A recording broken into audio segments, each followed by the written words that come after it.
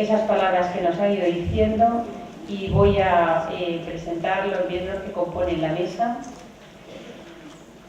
En primer lugar, está a mi izquierda la presidenta de la CEMIS, doña Naguet Bedi, que nos acompaña presidiendo esta mesa, Lidia Jiménez, presidenta de CEDIS, que ya conocemos todos, y nuestra ponente, doña Beatriz de Arcos Morales.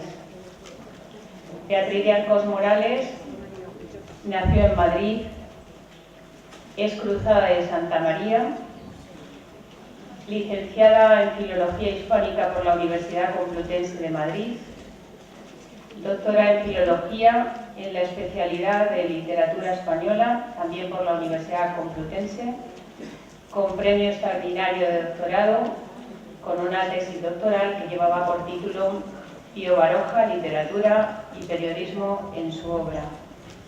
En la actualidad es profesora de Lengua y Literatura en la Facultad de Psicología y Magisterio de la Universidad Católica de Valencia, San Vicente Mártir, profesora agregada de Lengua y Literatura, ha sido a lo largo de bastantes años en el nivel de enseñanza secundaria. También ha sido profesora de Literatura Contemporánea en la Facultad de Humanidades y Ciencias de la Comunicación de la Universidad San Pablo CEUS.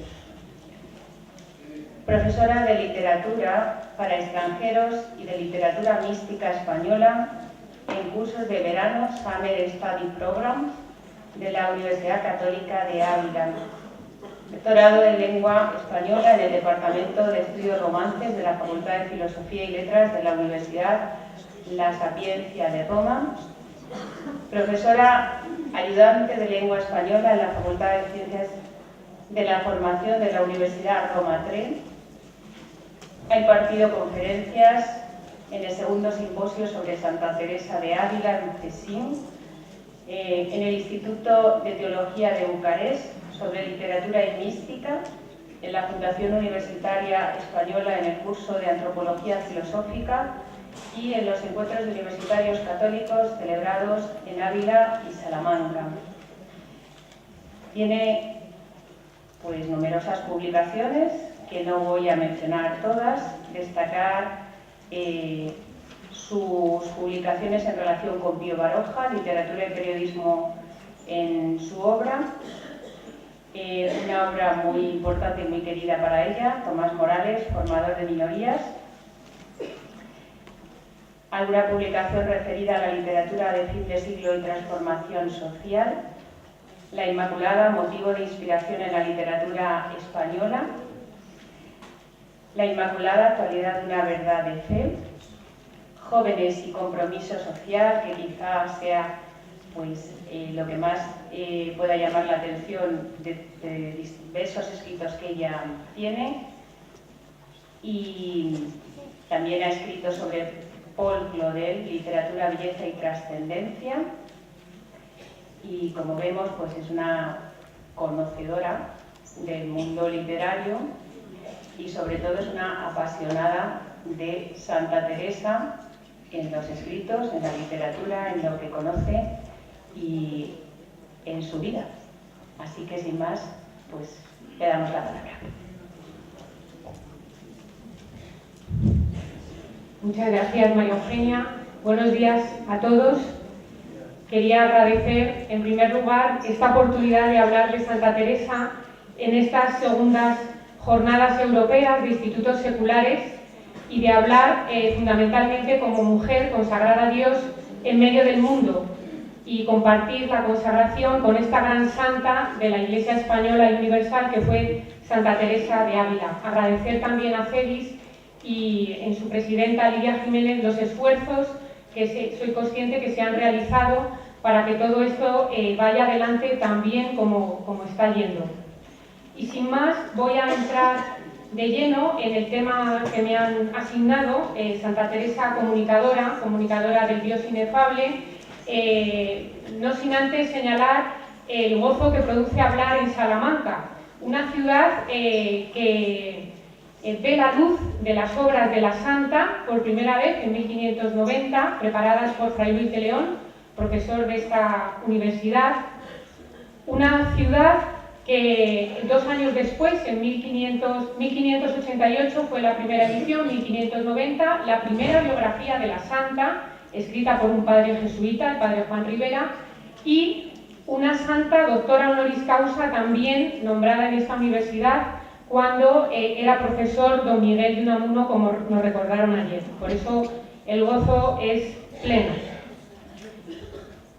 Antes de entrar en este tema de la comunicación de lo inefable, preparando esta reflexión, pues pensaba que era necesario hacer un preámbulo para poder acoger todas estas ideas y estos textos teresianos en el tiempo presente, en el tiempo que nos ha tocado vivir y en la realidad de nuestra consagración secular. Como todos conocemos, y ya se hizo alusión ayer, vivimos en una sociedad altamente tecnificada, donde cada día nos dejamos sorprender por nuevos avances tecnológicos que aparecen en el mercado de consumo de una manera vertiginosa, y no solo en el primer mundo. Muchos de ustedes han visitado otros países del tercer mundo y se manejan igualmente todos estos artilugios y aparatos técnicos. Es un fenómeno característico de la posmodernidad. Admitir esta realidad significa admitir, en cierto modo, el triunfo de la cultura de lo efímero, como ha descrito el premio Nobel Mario Vargas Llosa en su ensayo La civilización del espectáculo. La superficialidad, la inestabilidad, el vivir la vida saturándose de experiencias a un ritmo frenético son características definitorias que contagian a nuestra sociedad occidental materialista y consumista. Es, además, el humus en el que están creciendo las nuevas generaciones. Como decía un gran educador de la juventud en el siglo XX, como fue el siervo de Dios Tomás Morales, aplicamos, dice él, el valor de rapidez a cosas cuya perfección no depende de veloces movimientos: la ciencia, el arte, la cultura, la educación, la familia, la sociedad, a cosas que solo adquieren fecundidad en la fidelidad a experiencias anteriores, únicas, que pueden abrir un camino seguro a ulteriores y armónicos progresos. Así, el hombre de hoy se hace superficial y reflexivo. Nuestra existencia discurre en este imperio de las nuevas tecnologías, radicalmente invasivas de la interioridad de la persona. Estas disipan el espíritu y lo reducen y lo agostan mediante un clic o un touch del dispositivo electrónico. Tenemos mucha seguridad en los avances tecnológicos producidos en las últimas décadas que, como dicen algunos, inauguran una nueva era, la era digital. Los valoramos positivamente como herramientas muy eficaces, pero no parece tan claro, o a mí no me parece tan claro, el modo en el cual estos avances inciden en la personalidad de cada sujeto, de las nuevas generaciones, de nosotros mismos. Es decir, el alcance de estas transformaciones en muchas personas que permanecen conectadas a sus aparatos electrónicos y paradójicamente desconectadas de forma progresiva de las cuestiones esenciales sobre su existencia y el fin de su vida, es decir, de su principio y fundamento, según diría San Ignacio de Loyola. Se constata una especie de alergia social a formularse o a formular cuestiones esenciales. Esta civilización técnica, ruidosa, parece que resulta emergente cultivar la interioridad, como nos decían también esta mañana, para no caer en un automatismo y en una aridez de espíritu que nos lleve a la cosificación. Padecemos, además, un consumismo exacerbado, que promueve una continua vida de sentidos. Y este consumismo agresivo, que reduce la persona al tener y no al ser, este consumismo nos hace perdernos en las cosas, en el reino de los objetos, como muy bien señala en su ensayo el padre Rudnick. Dicho de otra forma, la cultura contemporánea occidental ha reducido a la persona a una sola de sus necesidades, el consumo. Pues bien, este exceso de vida sensible promueve pasiones y según su grado e intensidad, estas llegan a influir y hasta ofuscar nuestra razón, haciéndonos confundir lo bueno con lo apetecible.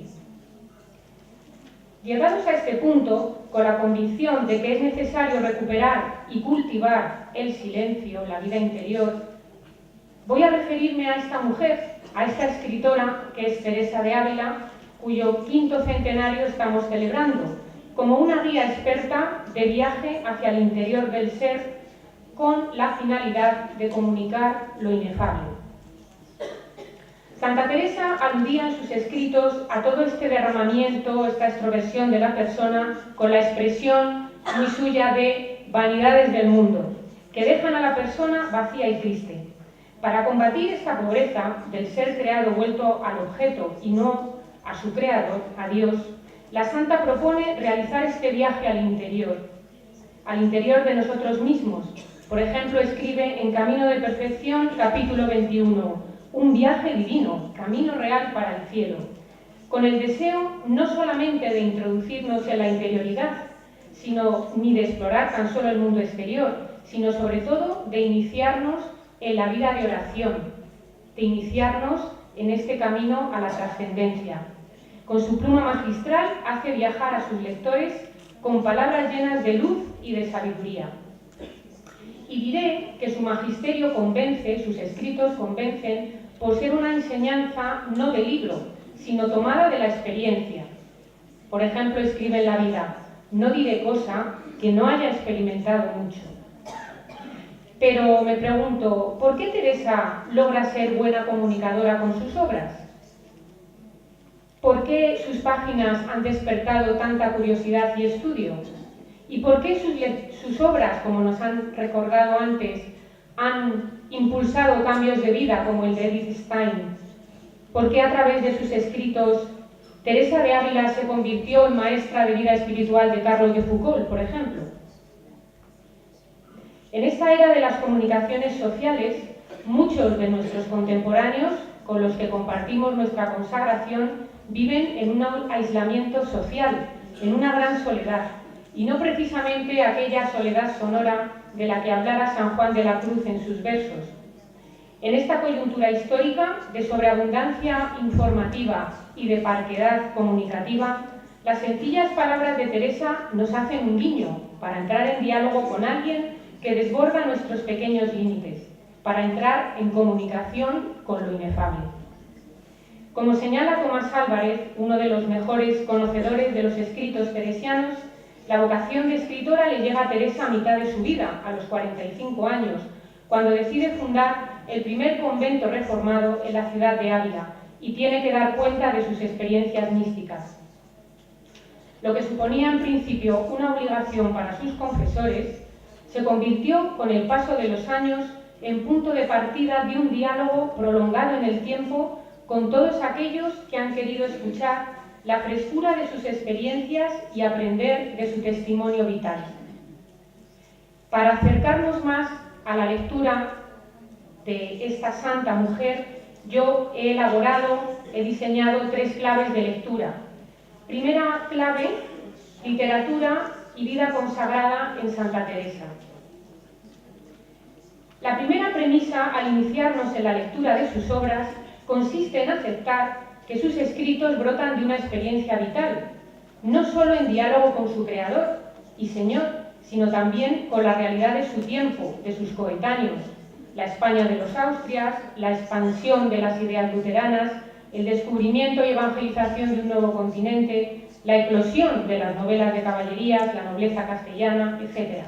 Sus libros no son algo adicional a su vida como religiosa o a su actividad fundacional, sino que constituyen el soporte formal que le permite verificar sus experiencias místicas que trascienden el espacio y el tiempo. Aquí reside en parte el atractivo de sus escritos, pues no dice nada que no haya experimentado antes.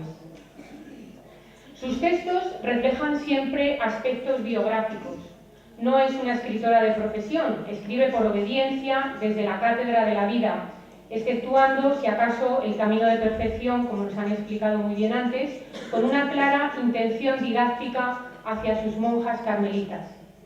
Pero Teresa se esfuerza por encontrar la palabra adecuada para comunicar lo que ella siente y vive. Podemos decir que sus escritos son vida comunicada, carta íntima, confesional, que nos evoca fácilmente otra obra de características afines, las Confesiones de San Agustín, que la santa, por cierto, había leído en sus años de juventud.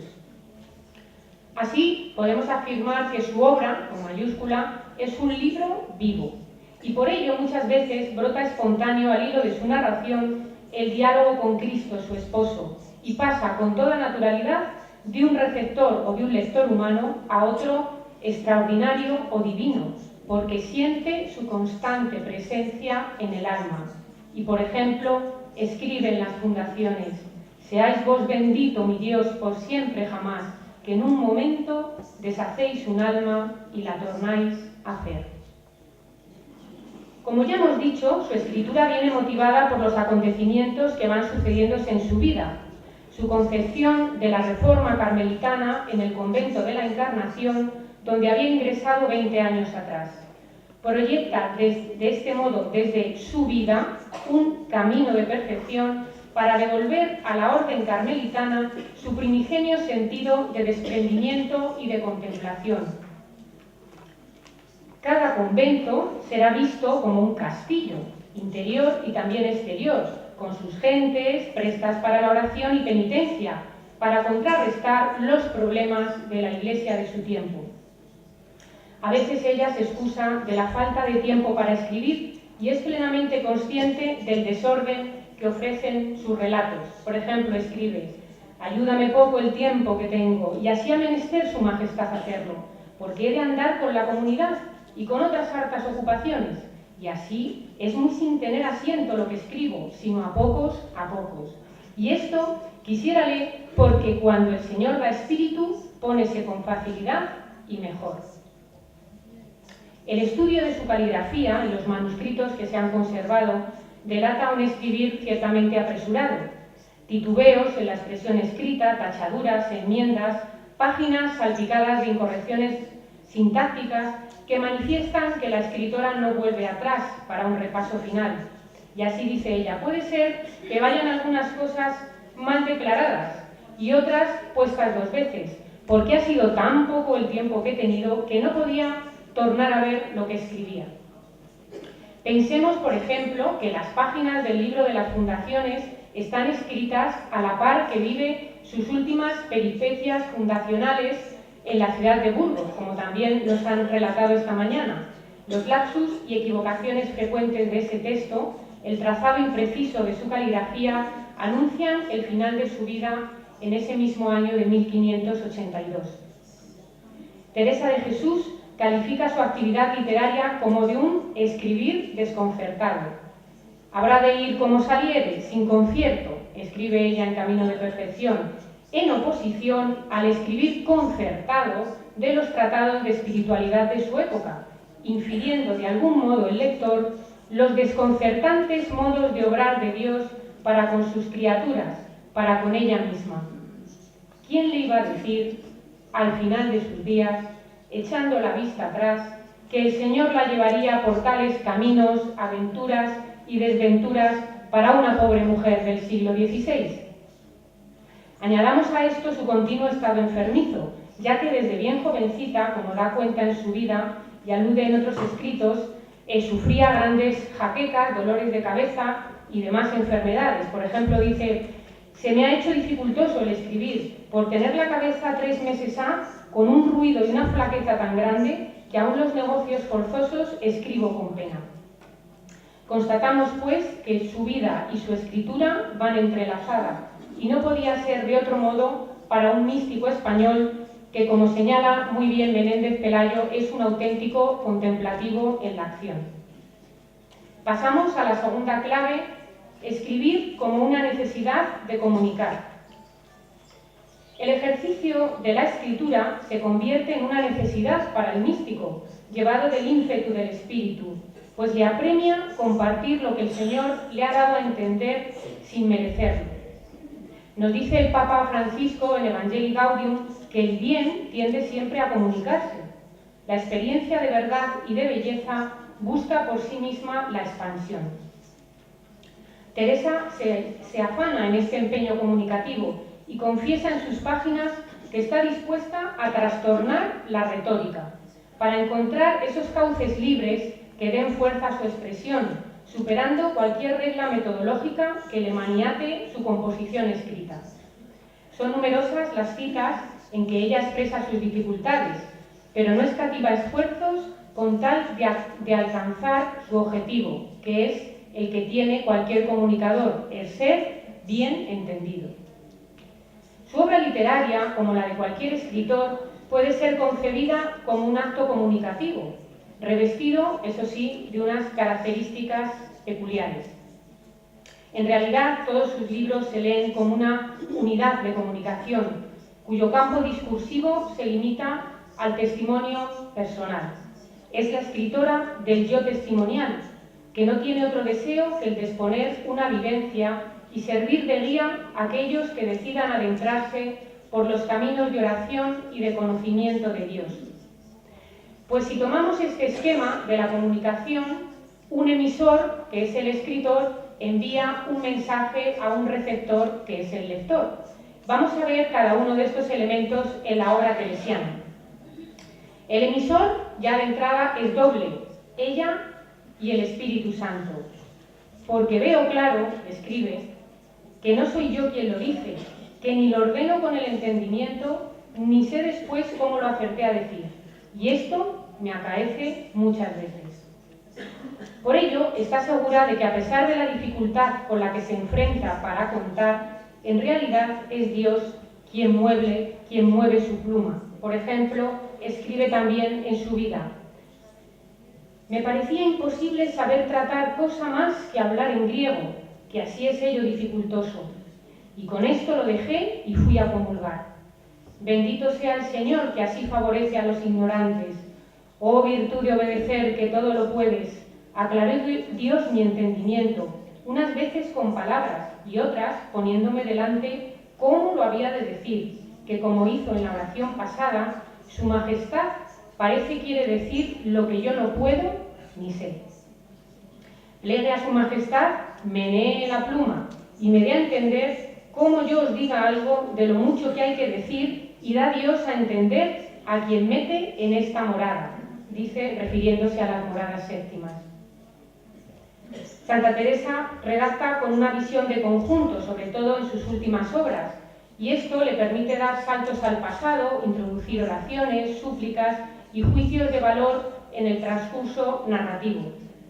También tienen cabida sus digresiones, que ella llama diversiones. Dice, me he divertido cuando está escribiendo. Estas interrumpen el discurso, lo apoyan, le dan mayor viveza al texto. Vamos a ver ahora el lector o el destinatario de las páginas teresianas. Inicialmente se dirige a un receptor inmediato, que es su confesor, para el cual estaba escribiendo, y además que ya conocía lo que estaba escribiendo, el orden y la índole de sus acontecimientos y vivencias. Pero reconocemos un receptor múltiple: Jesucristo, sus monjas, sus confesores, a los que apelan el texto con vuestra merced y, ¿por qué no?, a todos sus lectores.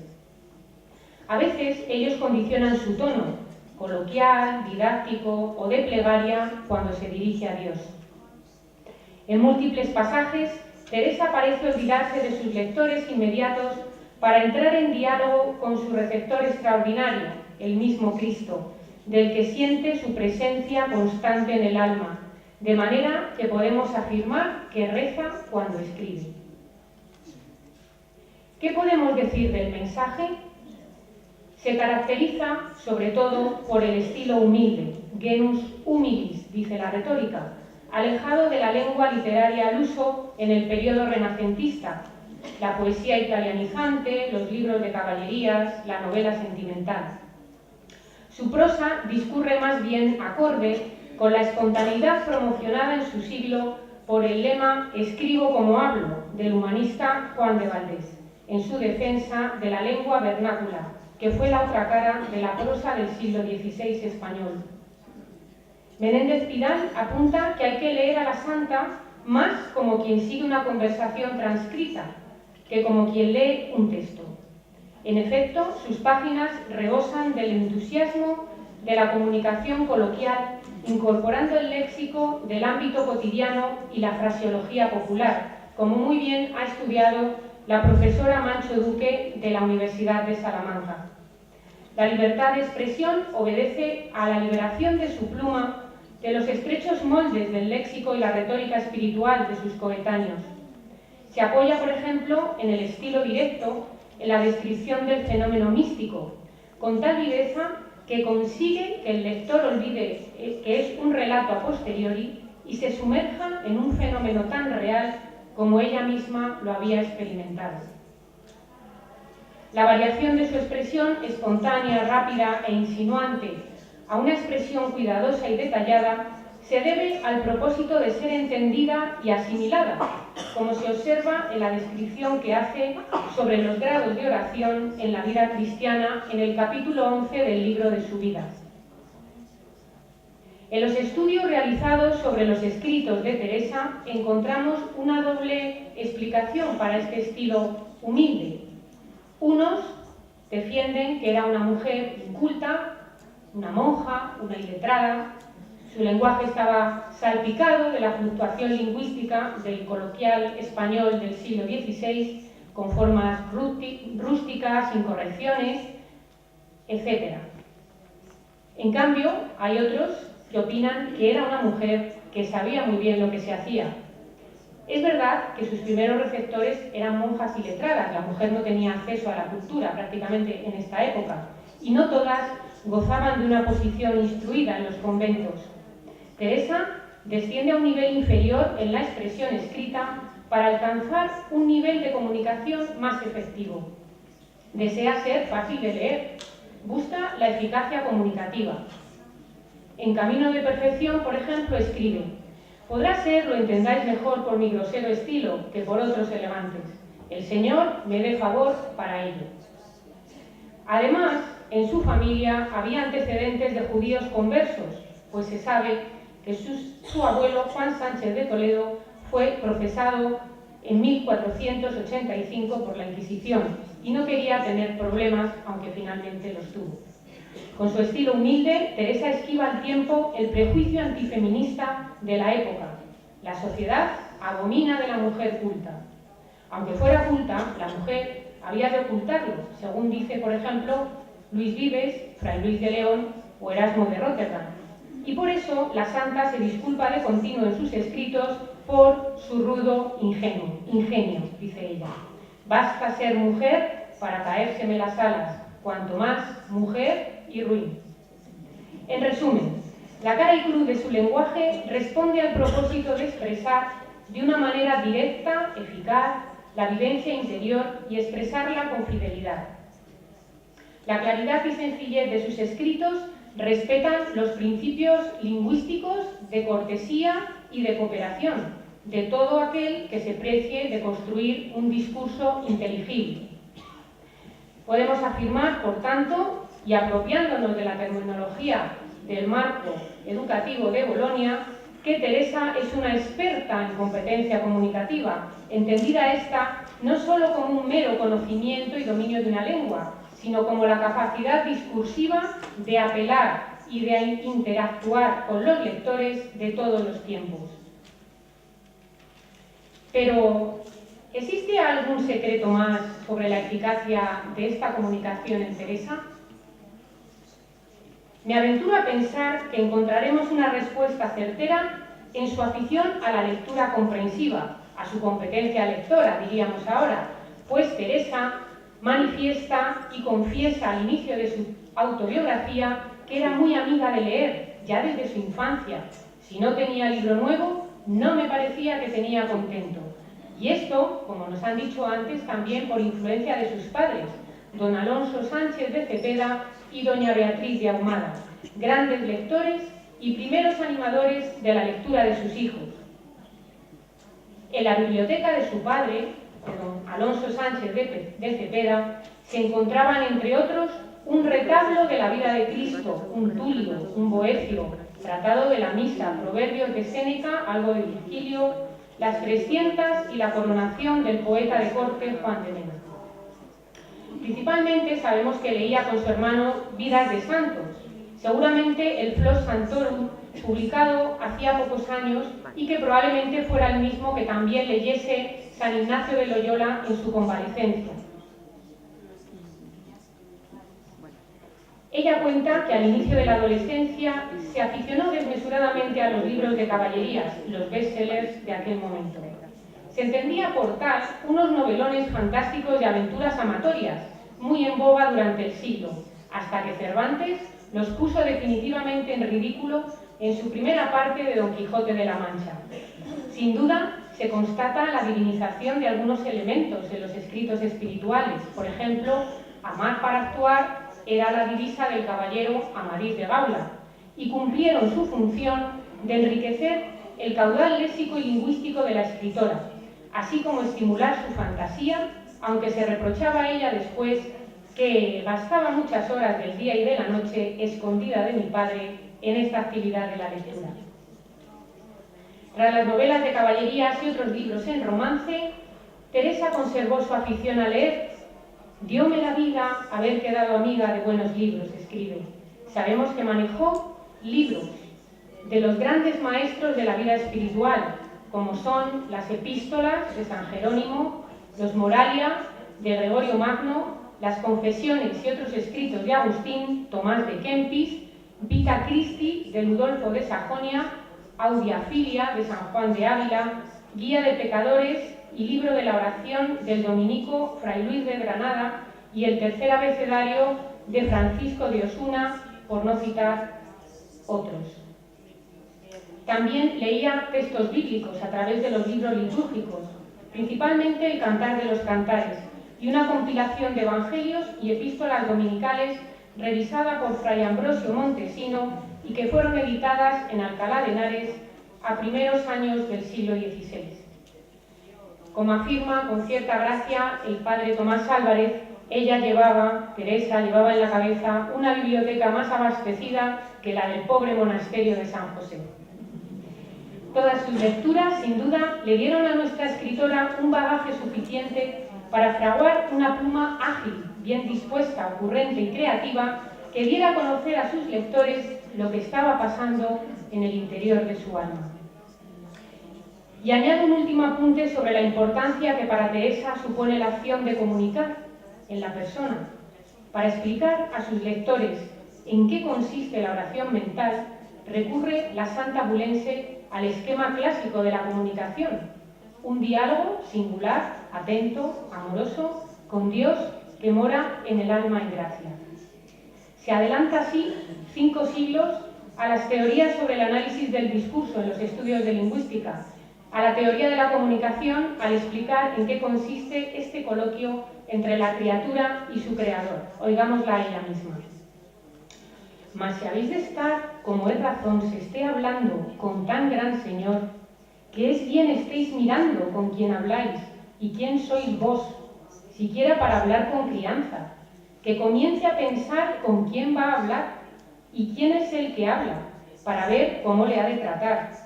Sí, que no hemos de llegar a hablar a un príncipe con el descuido que a un labrador, o como a una pobre como nosotras, que como quiera que nos hablaren va bien. Si como grosera no sé hablar con él, no por eso me deja de oír, ni me deja de llegar así, ni me echan fuera sus guardas. Sí, llegaos a pensar y entender con quién vais a hablar o con quién estáis hablando. No me estéis hablando con Dios y pensando en otras cosas, que esto hace no entender qué es oración mental. Por tanto, Teresa define estas características comunicativas: una situación consciente y atenta entre dos interlocutores, el alma y Dios. Siempre, siempre hay comunicación, aunque la criatura no elija el discurso adecuado, y compara además este diálogo íntimo como el diálogo de dos esposos. En el capítulo 25 de Camino de Perfección reforzará su idea de oración, diciendo: pensar y entender qué hablamos y con quién hablamos, y quién somos los que osamos hablar con tan gran Señor. Y advierte que a veces, por falta de comunicación entre las personas, se pierden las amistades. Como habláis con otras personas, ¿por qué os han de faltar más palabras para hablar con Dios? Muy bien, pasamos a la tercera clave de lectura, que es comunicar lo inefable, comunicar al Dios inefable. Esta es la dura tarea del escritor místico. Como todos sabemos, el místico ha sido transportado más allá de la realidad material, más allá de los límites espaciotemporales en que se mueve el ser creado, y por eso decimos que ha tenido una experiencia inefable, literalmente de la que no se puede hablar con palabras. Inefable, por tanto, quiere decir que la persona ha tenido un conocimiento real, experimental, afectivo, dinámico y cierto, pero oscuro y confuso de Dios, no como un concepto, sino en sí mismo, y que este conocimiento es irreductible al significado de cualquier palabra, sea el idioma que sea. La dificultad comunicativa se sufre en una doble vertiente. Por una parte, el escritor místico advierte la imposibilidad de ajustar su experiencia llena de un contenido inmenso y desbordante a la semántica de las palabras de cualquier idioma. Por otra, se siente incapaz de captar lo incomprensible, el infinito Dios uno y trino, desde su condición de criatura sujeta a las coordenadas espaciotemporales. Escribe Teresa: el entendimiento, si se entiende, no se entiende. Conceptualizar lo sobrenatural, pues, intentar traducir en palabras lo que se ha vivido y captado en la experiencia mística, se convierte en el reto permanente al que se enfrenta el escritor, Teresa, en este caso, pues tengamos presente que la necesidad imperiosa de comunicar le apremia en su inflamación de amor divino. Y ella dice: una merced es dar al Señor la merced, otra es entender qué merced es y qué gracia, y otra es saber decirla y dar a entender cómo es. Expresiones como estas se multiplican, por ejemplo, en su obra cumbre, que son las moradas, y dice ella, en moradas primeras ya: son tan oscuras de entender estas cosas interiores que quien tampoco sabe como yo, forzado habrá de decir muchas cosas superfluas y aún desatinadas para decir alguna que acierte. Es menester tenga paciencia quien lo leyere, pues yo la tengo para escribir lo que no sé. Que cierto alguna vez tomo el papel como una cosa boba, que ni sé qué decir ni cómo comenzar. Teresa de Jesús intenta llegar a sus lectores conmoviéndolos antes que explicitando lo que está sucediendo, pues las palabras de Dios son más para sentir que para decir, como dice ella en Séptimas Moradas. Es decir, de alguna manera desea hacer a los lectores partícipes de esa intensidad de sus vivencias, incluso a los no creyentes. Entonces, ¿qué puede hacer el místico? ¿Qué puede hacer un escritor místico para franquear esta barrera de la expresión? El místico tiene que desarrollar su propia gramática, y esta se construye en un fuerte valor connotativo, desmarcándose totalmente de la lógica del lenguaje. Por eso, el uso de la lengua literaria, cuyo poder se basa en la connotación de la palabra, más allá de la racionalidad de la denotación semántica, resulta el cauce adecuado. El lenguaje de los místicos, el lenguaje teresiano, se nutre de comparaciones, metáforas, símbolos y otros recursos retóricos como antítesis y oposiciones para paliar esta insuficiencia de los límites del lenguaje. Estos recursos pulsan nuestra inteligencia y nuestra sensibilidad de forma sugerente. El profesor Don Víctor García de la Concha, actual director del Instituto Cervantes para la difusión del español en el mundo, en su brillante estudio sobre el arte literario de la Santa, habla de la gramática de la imagen, como un recurso permanente de traducción y de interpretación de esta inefabilidad de la vivencia mística. En cada uno de estos recursos utilizados, Teresa intenta ajustarse muy bien al sentido de cada concepto, perfilando el detalle. Sus campos semánticos favoritos son la vida del campo, el huerto, las formas de riego, que explican la vida de oración, la imagen arquitectónica del castillo o palacio con sus aposentos para explicarnos la progresión en la vida espiritual y los términos relacionados con la luz, el agua y el fuego. Las comparaciones le sirvieron a Teresa para darse a entender a sus confesores, que no acababan de entender lo que esta mujer les contaba. Por ejemplo, escribe ella en su autobiografía: «Habré de aprovecharme de alguna comparación, aunque ya las quisiera excusar por ser mujer y escribir simplemente lo que me mandan. Mas este lenguaje de espíritu es tan malo de declarar a los que no saben letras como yo, que habré de buscar de algún modo y podrá ser las menos veces acierte a que venga bien la comparación». Sus comparaciones se apoyan en la contemplación de representaciones plásticas, complementadas con su propia riqueza imaginativa, pues la escritora reconoce que no tiene talento para discurrir. Algunas de ellas son progresivas, otras no. Las primeras son las que mejor integran el intento expresivo de sus vivencias. Hemos de confesar que no es original en la elección de las comparaciones, pues ella se nutre de los tratados espirituales de su época, pero sí que podemos decir que ella es original en la selección que hace de las comparaciones, siempre y cuando se ajusten al deseo de mayor eficacia comunicativa. Simplemente como botón de muestra les cito la imagen del alma como un diamante, el ave que no puede volar, el símil de la caza, el erizo o la tortuga, a propósito de la descripción de oración de recogimiento en los principiantes. Lo que sí que es original suyo es la inscripción de estas comparaciones en las situaciones de la vida cotidiana.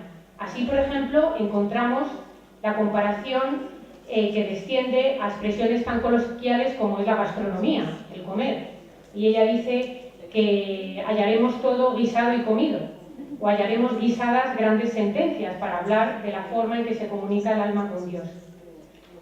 La escritora se lamenta de estas groseras comparaciones para tan preciosa causa, por su falta de ingenio, comparaciones que no me contentan, aunque reconoce que le son útiles para hacer llegar al lector lo que ella pretende.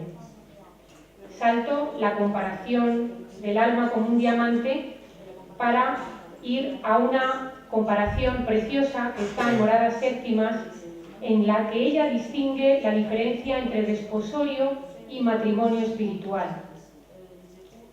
De alguna manera, parafraseando el lema paulino, para mí vivir es Cristo.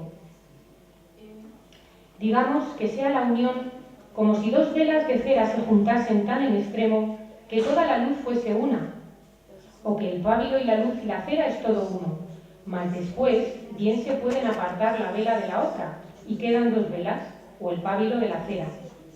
Acá es como si cayendo agua del cielo en un río o fuente, a donde queda hecho todo agua, que no podrán ya dividir ni apartar cuál es el agua del río o la que cayó del cielo. O como si un arroyito pequeño entra en el mar, no habrá remedio de apartarse. O como si en una pieza estuviesen dos ventanas por donde entrase gran luz, aunque entra dividida, se hace todo una luz.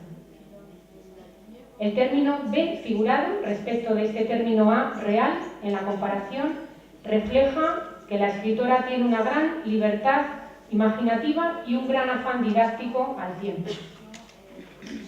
El uso de la alegoría aparece en diversas posiciones en el texto literario: la alegoría del ajedrez, la del gusano de seda, las formas de regar el huerto o la del castillo. Si atendemos a esta última, creo que es una de las más logradas, también subrayaremos o confesaremos la falta de originalidad, pues el castillo o palacio es un trasunto de las descripciones de los distintos pasajes bíblicos sobre el paraíso del alma. La elección del castillo es más acorde quizá con sus lecturas de los libros de caballerías y el paisaje de la meseta castellana, tierra repleta de castillos, de ahí su nombre, incluso de la vista habitual de las murallas abulenses, con sus gentes, sus vasallos, su ejército, sus guerras, sus peligros de enemigos, de bestias ponzoñosas y sabandijas, que rondan el castillo y rondan la fortaleza de su alma para aniquilarla. En esta alegoría, Teresa de Jesús despliega todo tipo de detalles, utiliza también el recurso de antítesis u oposición de contrarios propio de los místicos, luz, oscuridad, limpio, sucio, para describir la fealdad del pecado frente al alma en gracia. Vamos ahora con la comparación, conocida de muchos seguramente, sobre las formas de regar el huerto. Probablemente lo escribiera contemplando este huerto conventual y escribe en su vida capítulos 11 al 22. Paréceme ahora a mí que he leído o oído esta comparación. Ha de hacer cuenta el que comienza a hacer un huerto en la tierra muy infructuosa que lleva malas hierbas, para que se deleite el Señor. Su Majestad arranca las malas hierbas y ha de plantar las buenas. Pues hagamos cuenta que está ya hecho esto cuando se determina a tener oración un alma y lo ha comenzado a usar. Y con ayuda de Dios hemos de procurar, como buenos hortelanos, que crezcan estas plantas y tener cuidado de regarlas, para que no se pierdan, sino que vengan a echar flores que den de sí gran olor, para dar recreación a este nuestro Señor.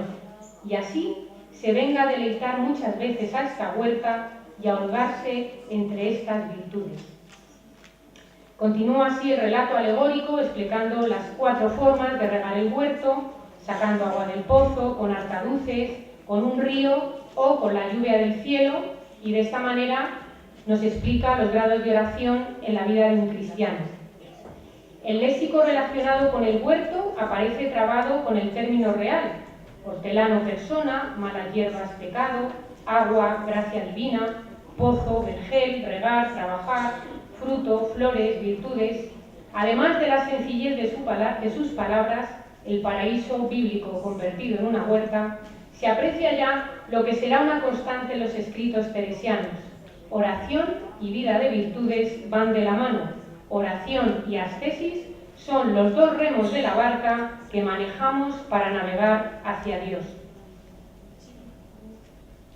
Si bien el corpus literario de Santa Teresa discurre en gran parte por la prosa, no desdeñó su pluma el molde de la poesía para expresar sus vivencias místicas, sometiéndose ella a la dificultad de la restricción comunicativa del verso.